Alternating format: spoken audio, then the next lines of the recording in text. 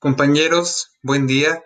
Estamos ante la toma de sesión 2 o la toma de sesión segunda acerca de la deontología jurídica. Vaya, es un placer volver a estar aquí con ustedes y pues sin más preámbulo, vamos a estar ya adecuadamente poniéndonos más que nada ya al tanto, ya poniéndonos en orden, ya para que tengan ya las primeras dos sesiones y vayamos conforme a las semanas. Así que, sin más preámbulo, vamos a la toma de clase.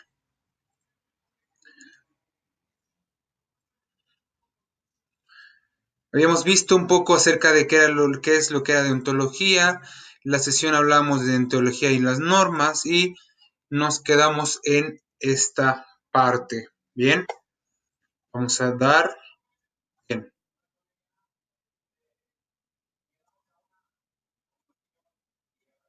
voy a posarme por acá mientras leemos. Dice, hace referencia al conjunto de principios y reglas éticas que regulan y guían una actividad profesional. Hablamos de la deontología profesional. Estas normas determinan los deberes mínimamente exigibles a los profesionales en el desempeño de su actividad, para que nosotros como profesionistas no caigamos en vicios, en lagunas, en errores, en corrupción. Tenemos que someternos bajo una deontología profesional. Esto es, que nosotros debemos conocer, según la profesión que ostentamos, los deberes y normas que corresponden a cada profesión. Esto para que podamos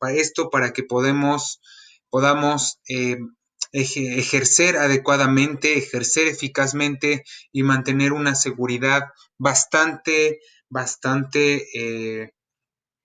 pues bastante, vamos a decirlo así, que sea muy imponente el grado de profesionalismo que nosotros ejerzamos para darle certidumbre, seguridad al cliente y que en ese sentido, pues nosotros nos beneficie, ya sea en cuestión de trabajo y que sabemos que en cuestión de trabajo nosotros podemos perfeccionar más nuestro sentido académico, nuestro sentido profesional y pues obviamente que de paso obtener la economía para que sigamos desarrollándonos. Recuerden que esta profesión es de estarse actualizando todos los días, cada año, cada etapa de la vida que nosotros podamos vivir.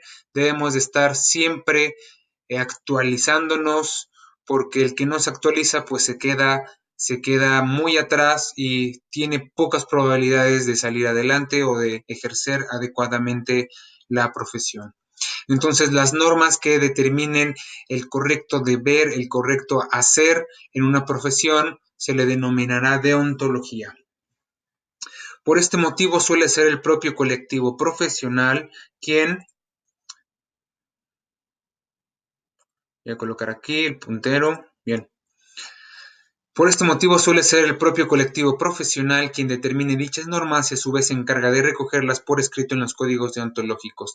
Recordando un poco en la sesión anterior, habíamos comentado que todos estos códigos deontológicos que se han hecho, los más importantes que se hicieron a través de la historia, mencionábamos de la Segunda Guerra Mundial, mencionábamos la Guerra Fría y también mencionábamos un código deontológico en América Latina, que es el de Colombia, en el que pues para que la deontología pueda ser realmente una práctica profesional para profesionales, pues estos compendios deben de ser realizados por profesionistas, porque no valdría la pena que un sector de la sociedad que no sea o que no conozca parte de una profesión para efectos de en el derecho, pues es obvio que no va a saber realmente cuáles son las exigencias, el servicio y cómo debe de funcionar adecuadamente un abogado en la cuestión profesional. Es por eso que para que se creen estos códigos deontológicos se deben de crear los mismos profesionistas para los profesionistas, porque estos mismos tienen el mismo conocimiento y experticia que cualquier otro profesionista. Conocen defectos, conocen vicios, conocen errores, conocen de conductas que no son adecuadas, que se siguen realizando y pues estos profesionales lo contemplan en dichos códigos para que pueda abundar aún más todas esas buenas conductas, esos buenos deberes, esas buenas normas para ejercer adecuadamente. Así que no hay un estatus, no hay un nivel, no hay una clasificación exacta para un nivel de deontología específica, más sin en cambio, cada parte de un sector de una profesión, ya sea médica, ya sea jurídica, ya sea tecnológica o informática, pues tengan un nivel de deontología diferente. Recordemos que las primeras definiciones nos arrojaban que el objetivo principal de la deontología va a ser siempre velar por el bienestar social, satisfaciendo sus necesidades y actuando de una forma moral adecuada.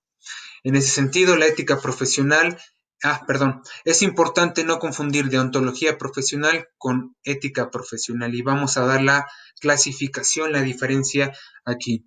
La ética profesional es la disciplina que estudia los contenidos normativos de un colectivo profesional, es decir, su objeto de estudio es la deontología profesional, mientras que la propia deontología profesional va a ser el conjunto de normas vinculantes para un colectivo profesional.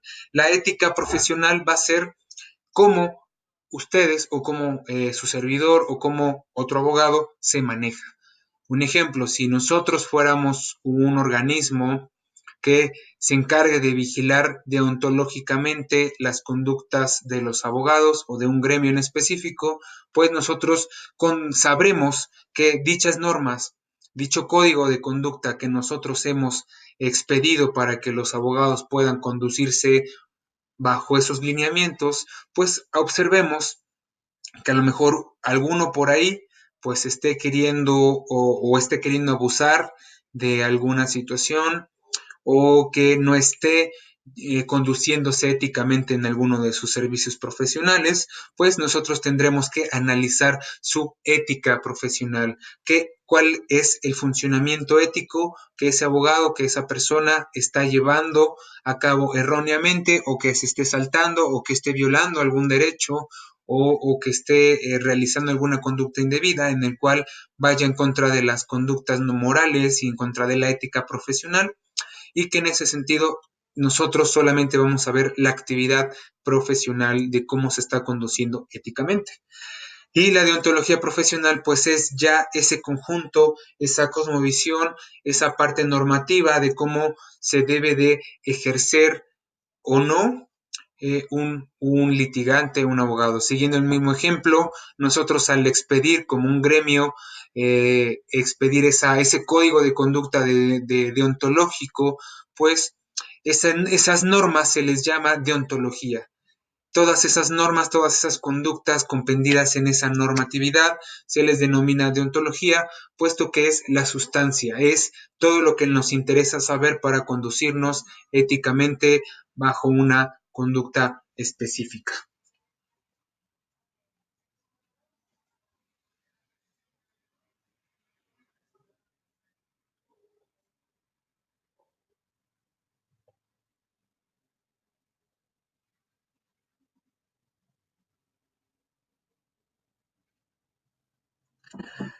¿Qué más dice? La deontología es netamente moral.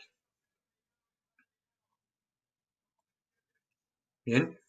La deontología es netamente moral, son aquellas conductas del hombre que no forman parte de la hipótesis normativas del derecho vigente, aquellas acciones que no están sometidas al control de la legislación pública, y volvemos con Jeremías Bentham. La deontología es para él habíamos hablado que era cerca del humanismo, del preocuparse de la otra persona, de resolver la necesidad de nuestro prójimo y de llevar una bienestar y de llevar un bienestar colectivo, cada uno preocupándose por el otro, a grandes rasgos. La deontología, según él, nos dice que es netamente de corte moral. Esto es que el Estado no puede tener ese control social sobre el sector de la colectividad, sino que cada una de la deontología y de la ética profesional viene de cada uno de nosotros. Esto es que el Estado, como un ente de control de gobierno, como un ente de control social, es obvio que no puede dictar cuáles son las normas de conductas para un determinado grupo de profesionistas. Para esto, la legislación pública y el gobierno no pueden entrometerse en las decisiones deontológicas de cómo conducirse los profesionales en su doctrina o en su haber profesional. Es ahí que la deontología siempre viene de parte de uno mismo y que nosotros cuando ejerzamos o cuando ya salgamos a la calle, al mundo, con los clientes a ejercer netamente el derecho, tenemos que tomar en cuenta y debemos de tener esa responsabilidad de llevar nuestro servicio de una forma deontológica. Esto es algo muy, pero mucho, muy importante, ya que si bien nosotros ya tenemos el conocimiento para poder ejercer allá afuera, necesitamos ahora saber cómo debemos conducirnos para obtener un buen resultado tanto jurídico y un buen resultado ante la sociedad. Para Bentham, la deontología se aplica fundamentalmente al ámbito de la moral, es decir, aquellas conductas del hombre que no forman parte de la hipótesis normativa del derecho vigente, aquellas acciones que no están sometidas al control de la legislación pública, lo que habíamos explicado. Esto sugiere una de las intenciones de la redacción de los códigos deontológicos, explicitar la dimensión estrictamente moral de una profesión, aquellos comportamientos exigibles a unos profesionales, aunque no estén delimitados jurídicamente o quizá por ello mismo. Netamente, toda la cuestión jurídica, la cuestión normativa, la cuestión del Estado y su control social, pues no van a tener nada que ver en las cuestiones de decisiones deontológicas de los profesionales. Bentham considera que la base de la deontología es el utilitarismo, lo que significa que los actos de las personas se consideran buenos o malos en función de la felicidad global que pueden generar. El utilitarismo también es una corriente en la cual nos enseña que cada uno de nosotros puede llegar a tener una actividad o puede llegar a realizar una determinada conducta según la utilización de sus sentidos o de la forma en la que está ambientizado. Esto es, que en función a la utilización de sus síntomas, esta persona puede actuar de acorde a. Habíamos visto en las primeras diapositivas que si una persona puede actuar o cuando tiene felicidad, pues de esta actúa de una forma buena, buscando el bienestar colectivo o el bienestar social. Es entonces que, según Bentham, la deontología en el utilitarismo se encarga de que nosotros tenemos, digamos, el libre albedrío de poder ejercer adecuadamente una conducta, ya sea buena o ya sea mala, siempre previendo los la colectividad, siempre previendo el bienestar colectivo. Según este marco teórico, el fin de una acción debe ser conseguir la máxima felicidad para el mayor número de personas. De este modo, toda acción que conduzca a ese fin será aceptada como moralmente correcta. Entre más, entre más sea aceptada tu acción, obviamente más moralmente correcta va a ser realizada. Y permíteme explicar esto.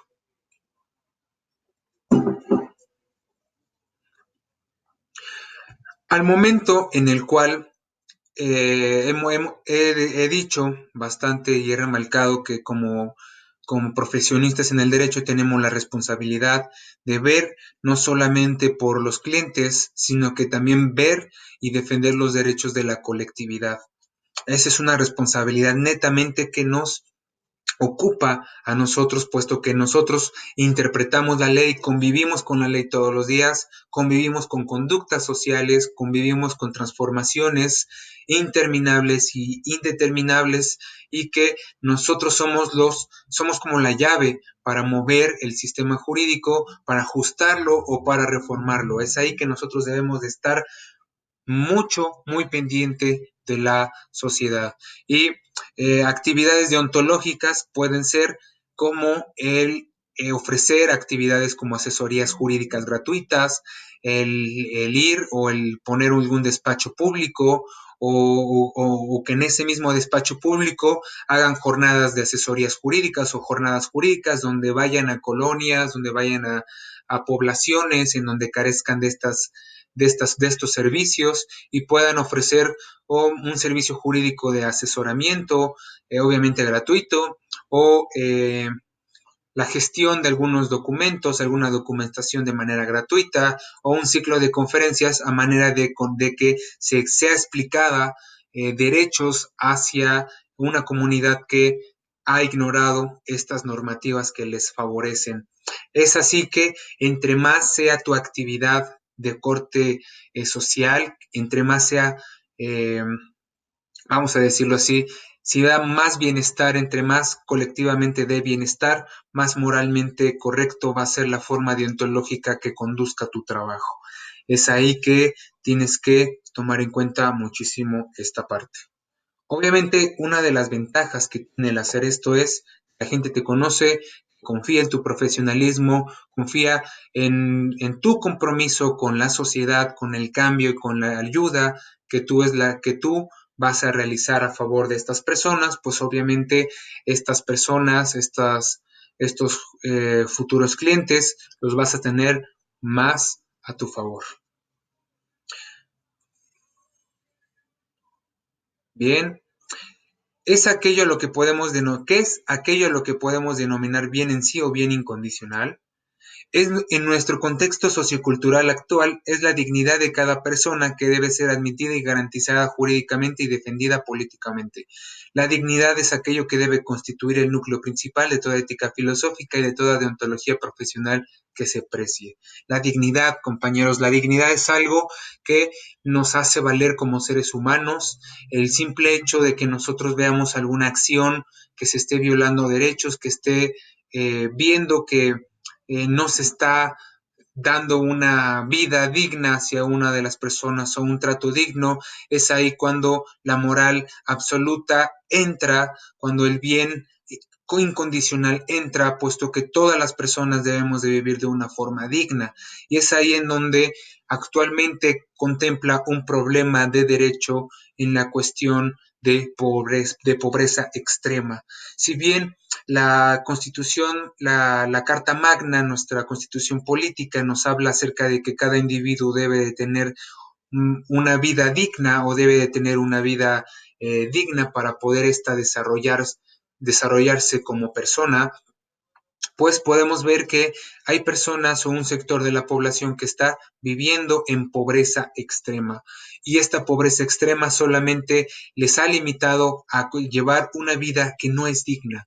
Es ahí que el Estado, por más que lance políticas, por más que el Estado realice actividades, no logra todavía dar estabilidad, no logra sacar esa parte social de la economía de la extrema pobreza y pues solamente a un grupo eh, de la población puede lograr rescatarla. Pero esto no solamente es de carácter de Estado, no solamente le corresponde al Estado, sino que la responsabilidad debe yacer entre sus ciudadanos. Si como ciudadanos logramos el cambio, si como ciudadanos logramos proponernos el cambio de esta forma de pobreza extrema y lograr ayudar a nuestro prójimo, créanme que la pobreza extrema no estaría prevista. Ahora hay personas que realmente uno les da y pues abusan, pero volvemos a lo mismo. Si cada uno, incluyéndolos a los que tienen o están bien acomodados o tienen una vida digna, y para los que no tienen esa vida digna, tengamos ese cambio mental, tengamos ese cambio y esa responsabilidad civil mutuamente, no haremos ese cambio. Si no tenemos eso, seguirá la situación y la población se seguirá lamentablemente degenerando en una pérdida de valores. Bien, ahora vamos a lo que es denominado ética y moral. Ética y moral.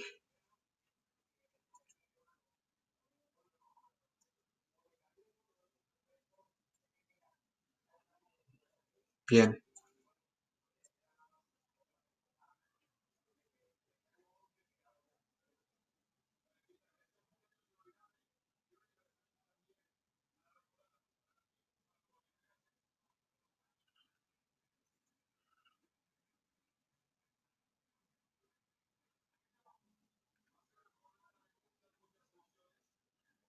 un momento.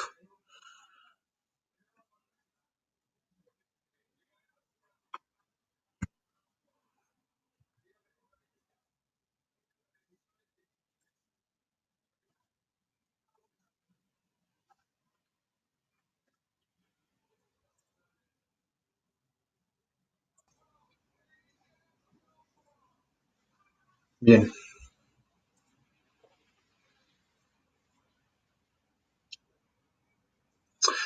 vamos a empezar a definir lo que es ética y moral, cómo la podemos emplear, pero antes que nada debemos definir específicamente qué es ética, qué es moral, cuáles son sus características y cómo podemos aplicarlas. Así que estos dos términos proceden uno del griego, ética del ethos o del ethos, que simboliza el carácter, y otro del latín, mos, moris, que hablamos del moral, que equivale a costumbre.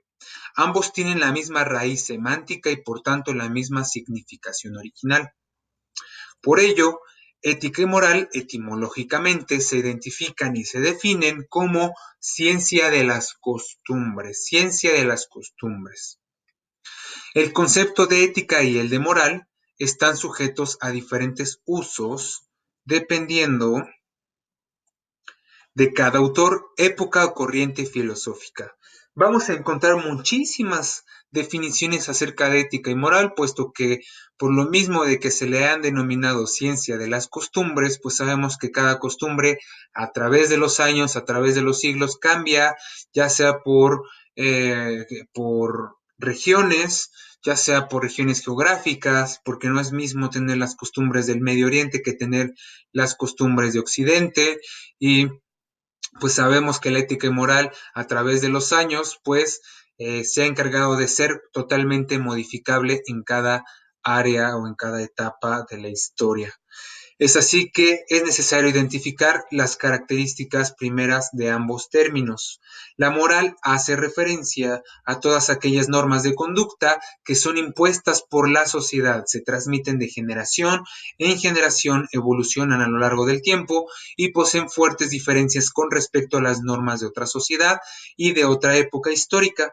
El fin último que persiguen estas reglas morales es orientar la conducta de los integrantes de esa sociedad. La moral, y yo creo que en la ciudad pues se ha venido perdiendo las costumbres, como en diferencia en las poblaciones o en los pueblos apartados o en comunidades indígenas, la moral se ha revestido de una forma diferente a como la conocemos en la actualidad y en la sociedad. Porque un ejemplo de costumbre que se da muchísimo es que en los pueblos o en las poblaciones, al momento de practicar el matrimonio o cuando ambas personas contraen matrimonio, hacen una serie de pues ciclos o una serie de actividades, de conductas que en la ciudad no se tienen acostumbrado y que en la población por la mera costumbre lo hacen, como cuáles.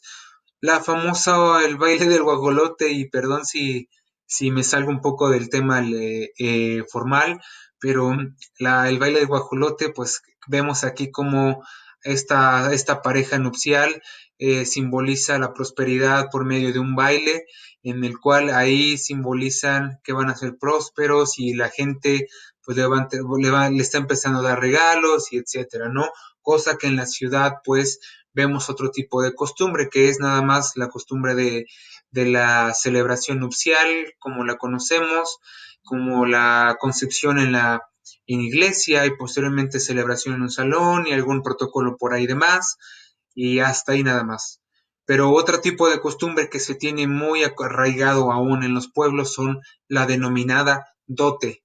La dote es cuando se le aplica a las mujeres o a los varones, ya varía mucho de región, en el que la dote se acostumbra a dar cuando el marido o cuando el esposo o cuando una persona pretende a una mujer, se acerca ante la familia y la familia recibe el dote del varón. Hay sociedades diferentes en donde la dote la da la mujer para el hombre, o la familia de la mujer para el hombre, o la familia del hombre hacia la mujer.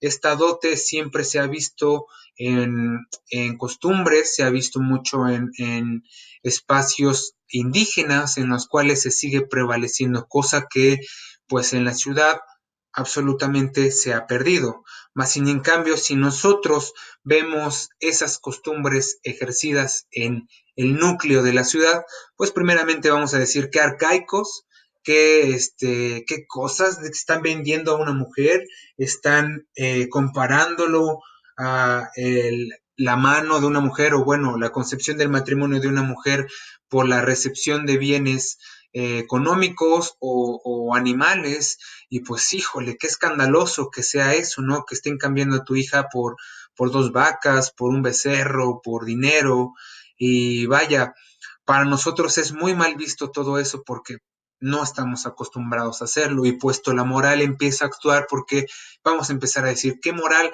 ¿Cómo el padre va a empezar a vender a sus hijos por medio de dinero, por medio de objetos, por medio de animales? Qué feo, qué escandaloso.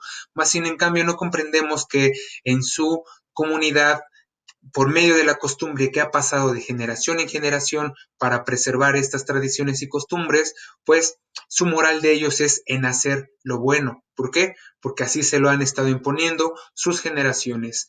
Es por eso que la moral va a cambiar muchísimo según las costumbres, según las áreas geográficas o las regiones en las que nos estemos involucrando. Todas estas morales van a ser impuestas por medio de la costumbre, por medio del actuar repetido, porque sabemos que la costumbre es una serie de actividades repetidas y que en ese sentido ya sea que se puedan hacer buenas o pueden hacer malas. Un ejemplo, sabemos que para que se dé la jurisprudencia, que esta también se le denomina costumbre, para abundar más rápido sobre este tema, sabemos que por lo menos cuando se tenga 5 fallos a favor en sentido positivo de un determinado problema o una determinada situación o demanda, pues los magistrados pueden echar mano de todos esos fallos a favor y ninguno en contra para la creación de una ley o para la reforma de la misma. Entonces sabemos que también la moral juega un papel demasiado importante en lo profesional y en lo social. ¿Qué nos dice aquí? La ética es el hecho real que se da en la mentalidad de algunas personas, es un conjunto de normas, principios, razones que un sujeto ha realizado y establecido como una línea directriz de su propia conducta. Nos dice que la ética es un conjunto de normas, principios y razones. La ética ya viene siendo de corte individual. La ética ya es algo que nosotros ejercemos de forma individual. Nosotros al momento de actuar bajo esa costumbre vamos a ver si nosotros también la sepamos o la sabramos adoptar. Un ejemplo, si nosotros seguimos en el ejemplo de la dote, si venimos de ciudad y tenemos la concepción de que vemos absolutamente mal eso, pero si nosotros queremos irnos a vivir a una comunidad indígena, pues nosotros tenemos la ética, la decisión, el albedrío de saber acogernos o saber adoptar la costumbre de esa localidad para pues hacer ante los ojos de los demás algo moralmente correcto, y que en ese sentido nuestra ética va a empezar a funcionar en decir, ok, mi pensamiento dice que está mal, pero por algo yo cedo ante esa costumbre, y mi ética lo que me dice es que debo de respetar sus tradiciones, su costumbre, y debo de someterme, si es que yo decido, a dichas costumbres. Entonces la ética también juega un paso muy importante porque siempre van a ir de la mano. La moral es la costumbre, la moral es lo que está ahí, y la ética va a ser la decisión individual que nosotros tengamos personal para saber actuar de una forma adecuada o saber retirarnos de una forma que moralmente o que éticamente nos procure dañar. La ética viene de esto. La ética siempre viene de corte individual y se da en las personas, en cualquier persona. Todos y cada uno de nosotros tenemos ética.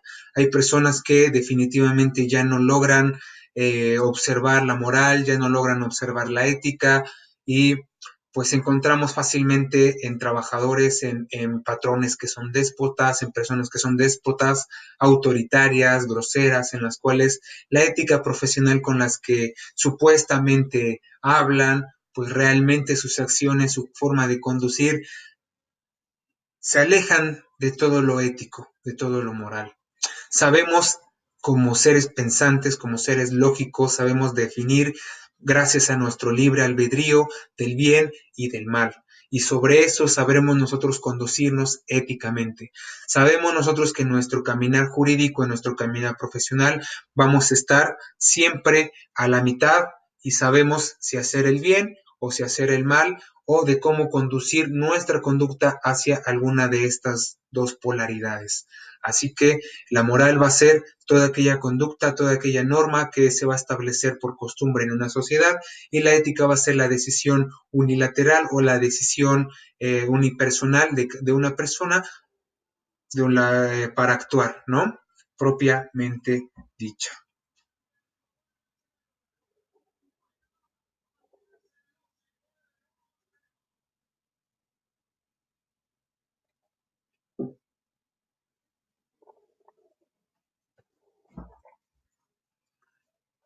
Vamos con la comparativa.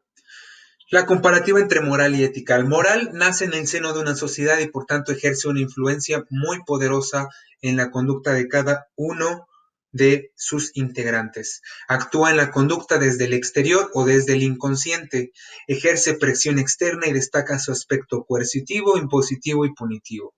Vamos ahorita a hablar de eso. Ética surge en la interioridad de una persona como resultado de su propia reflexión y su propia elección, pueden coincidir o no con la moral recibida. Influye en la conducta de una persona de forma consciente y voluntaria y destaca la presión del valor captado y apreciado internamente como tal. El fundamento de la norma ética es el valor, no el valor impuesto desde el exterior, sino el descubierto internamente en la reflexión de un sujeto. Podemos ver que la moral va a ser todo aquello de corte social, todo aquello de corte externo, y lo ético va a ser de corte interno, de forma individual, como lo hablamos en la anterior diapositiva. La moral nace en el seno de una sociedad y ejerce la sociedad una influencia propia en la persona o de carácter individual. Sabemos que siempre el famoso dicho que dicen, ahí va el borrego, o ahí vas con la manada, o vas en bola, o así. Sabemos que la moral siempre es la que nos ve influenciada por la actividad social. Sabemos que hay cosas que no están buenas y que hacemos en un equipo o en un grupo específico, pero por el simple hecho de ir en bola o en estar apoyado por un conjunto de personas, sabemos que es bueno cuando pues realmente la función ética no está presente. Actúa desde el exterior o desde el inconsciente propiamente dicho. Hay personas que están en un grupo que realmente no se dan cuenta que están afectando a un sector en la sociedad y que ellos creen moralmente hacer o que están haciendo lo bueno. Es ahí que la moral se entiende por un corte inconsciente, puesto que la ética es la parte individual que nos va a dar como que la lógica en decir que las cosas que estamos haciendo sean buenas o sean malas. Y ejerce presión externa y destaca su aspecto coercitivo o impositivo. Bien, estas partes de coerción, imposición y punitividad las contempla el Estado.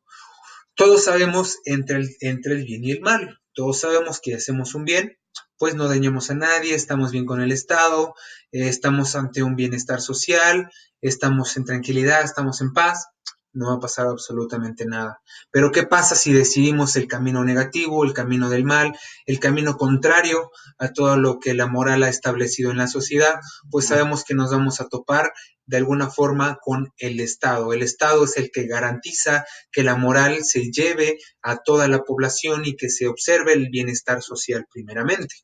Entonces, si nosotros sobrepasamos esa línea de lo moral y empezamos a apuntalar hacia el mal, pues sabemos que el Estado nos va a imponer, nos va a castigar y nos va a, vamos a decirlo de esta forma, nos va a reformar, propiamente valga la palabra, la redundancia, nos va a reformar para que ese equilibrio que tiene con el bienestar social pueda aún mantenerse. La parte de la coercitibilidad, que es el castigo, la punibilidad, que es que judicialmente se ha sentenciado, le corresponde absolutamente al Estado. El Estado es el único, bajo el derecho público, que se va a encargar de imponerle a los ciudadanos, a la sociedad que pretenda llevar en contra o transgredir las normas morales fijadas en la sociedad en México.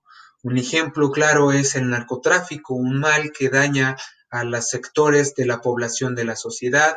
Sabemos lo que pasó en nuestras últimas semanas en Culiacán, sabemos que la moral obviamente que está todavía en ese sentido, pues sabemos que está por los suelos, puesto que el bienestar social, la costumbre que se tiene por la paz y el bienestar social como se contempla, como es bien conocida, pues gracias a las actividades del narcotráfico y de lo que pasó, pues se han visto por los suelos. Ahora la gente que vive ahí vive con miedo, vive prácticamente con una moral destruida, puesto que se ha visto vulnerada la costumbre de vivir adecuadamente, de vivir en paz, y es por eso que pues el Estado mexicano o la autoridad debe de primeramente volver a reformar, volver a construir esa moral, volver a llevar a su sociedad a esa costumbre de un paz y un bienestar social. Eso podemos hablar un poco de la moral. Y bueno, lo ético, solamente para apuntalar, para detallar, surge desde lo interno. Cada persona va a tener el libre albedrío para decidir entre hacer lo bueno y hacer lo malo. Y que cada uno de esos sabemos las consecuencias de hacer el bien y de hacer el mal. Si hacemos el bien, como consecuencia va a traer pues paz, nos va a traer tranquilidad, nos va a traer bienestar. Si hacemos lo malo, pues sabemos que nos va a traer intranquilidad, nos va a traer inflexión, nos va a traer problemas, nos va a traer bueno, como lo habíamos dicho en la cuestión moral, nos vamos a tener algún problema con el Estado y pues no se trata de esa situación. Así que otra cosa que destaca es que aprecia el valor. Aquí todo lo que realicemos éticamente es porque en ese proceso lógico que nosotros estemos analizando entre el bien y el mal, nosotros valoramos. Si tú te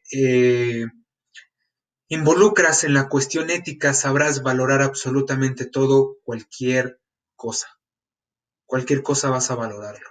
Una persona que es ética, que se regula no solo en lo profesional, sino en lo individual y personal, ten por seguro, compañero, que serás una persona que sea de valor en la sociedad, que sea una persona que cambia y que tenga, o más bien, y que sea un cambio radical en la sociedad como la conocemos y empieces a hacer una luz sobre la oscuridad, porque una persona que se conoce por ser estrictamente ética, con buenos valores, pues en cualquier lugar cabe y como una luz en la oscuridad se puede vislumbrar de un grupo de personas que no son o no se conducen éticamente.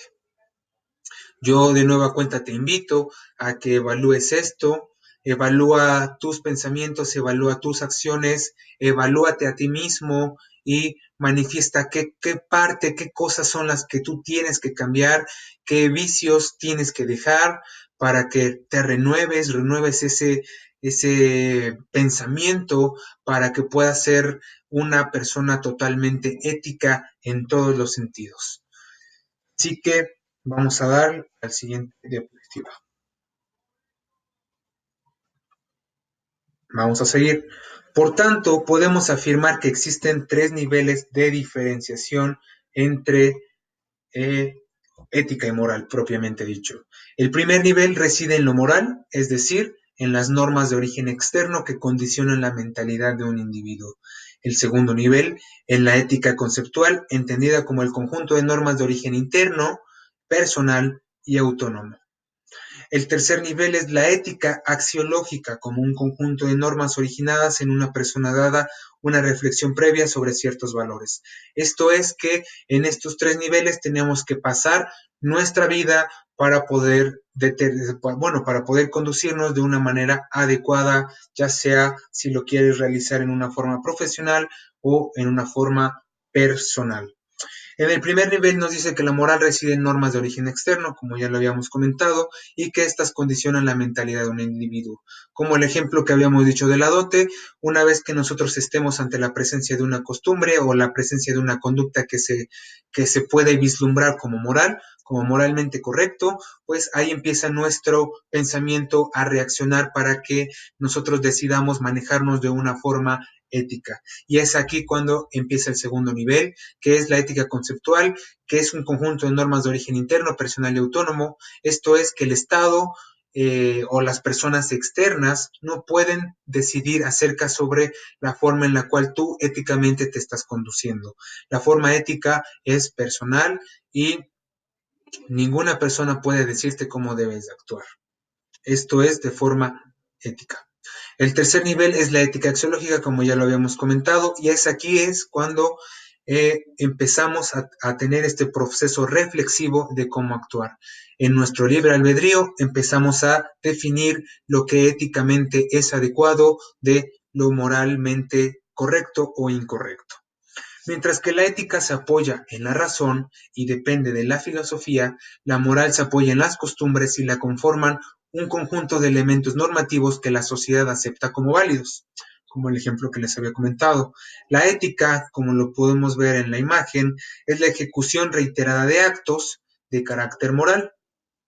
Y moral, podemos verlo como todas estas partes de los valores, ideales y normas de conducta que debemos de tener para conducirnos adecuadamente en un sector de la sociedad, ya sea en un conjunto profesional, ya sea en un conjunto vamos a decirlo, en una comunidad extranjera o ya sea en comunidades de poblaciones indígenas con otro tipo de conductas, de costumbres en los cuales la ética va a ser ese proceso, vas a ejecutar esas conductas para que puedas realizar o llevar a cabo adecuadamente esas conductas y sean bien vistas en ese sector en el que tú estés integrado, ¿vale?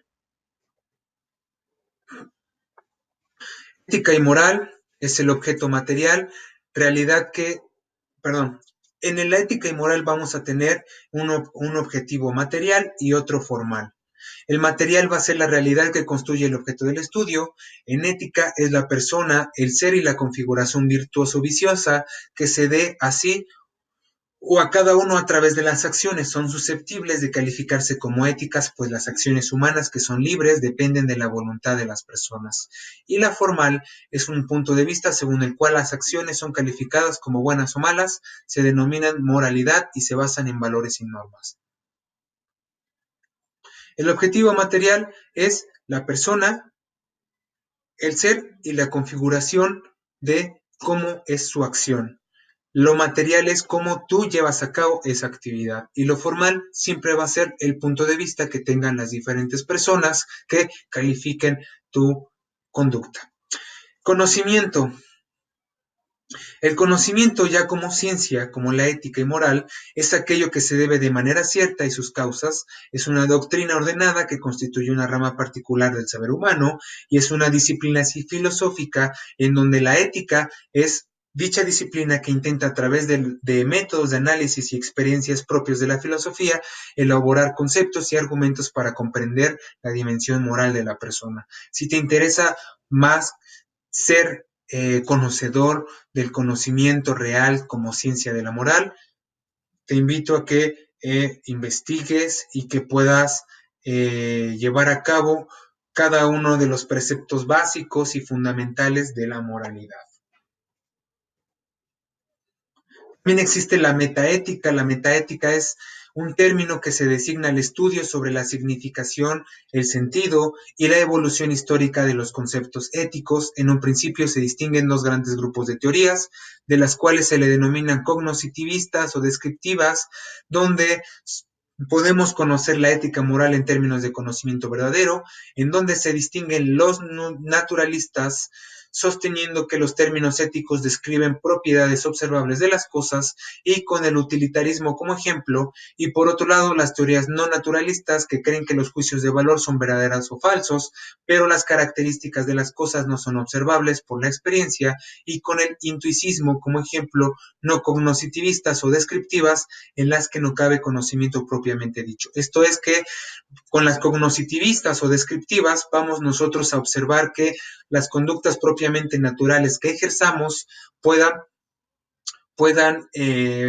ser totalmente observables por la gente.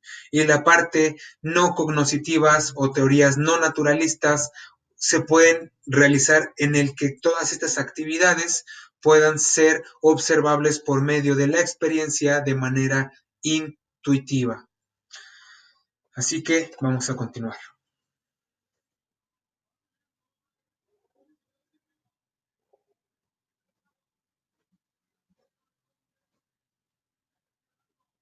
¿Qué entendemos por no descriptivistas?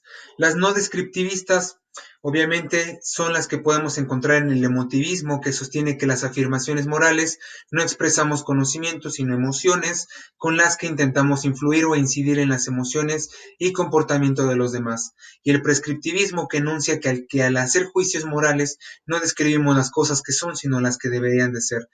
La parte moral de la no descriptivista se basa en el emotivismo, se basa en la percepción de la emoción. Como en diapositivas anteriores, la emoción siempre nos va a ser un punto importante para poder actuar. Según nuestras emociones vamos a poder actuar según la conducta que nosotros estemos ejerciendo.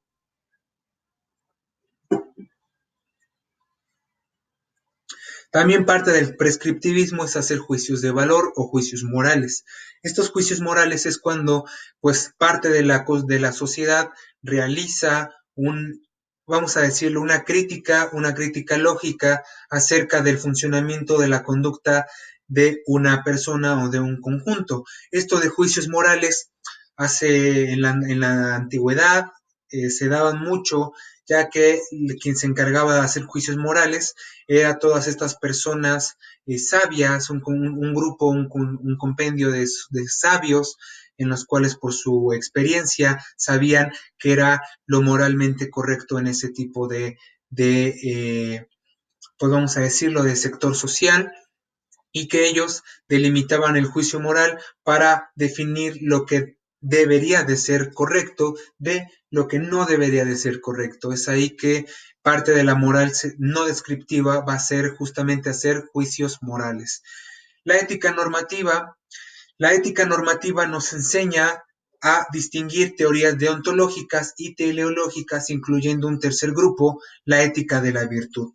A grandes rasgos, exponemos las principales diferencias como teorías deontológicas que tienen como concepto principal el deber previamente establecido, que están inspiradas con un filósofo alemán llamado Immanuel Kant, y que en la próxima sesión vamos a hablar de lo que Kant hace hacia la aportación de la ética y la moral.